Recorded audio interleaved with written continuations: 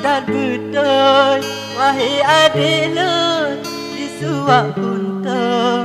Indahlah goina bagi halun ja, bagi cik kampung rumah adik lun kutupat mana. Ana lam hati dan balik pantun kan ke adik lun, balik haba memang lagi na abalun sambung ana adik lun jak karang haba. Berfikir hidup di langit lambung rupa jidek lun, asap angin bah halilun tanya pak urang gampang sebab adik lun kadun percaya.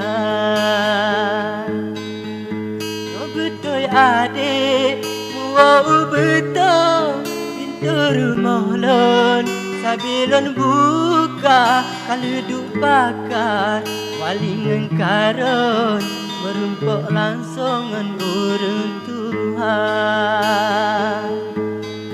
Cukup tak laga si delok bubur sinan adik lun, ulale mata nale bocarat dino dari lun, semangat rukun lah rumah tangga. Syarat pertama wahai judulun sujud kerabun, sembahyang benar dan berdoa like pulindo kata dengan lon rasa benar. Syarat kedua dinolong sambung urang cik tulung sama tak jaga benamu beda piringan kandung saboh-boh jagung tanyokoh dua.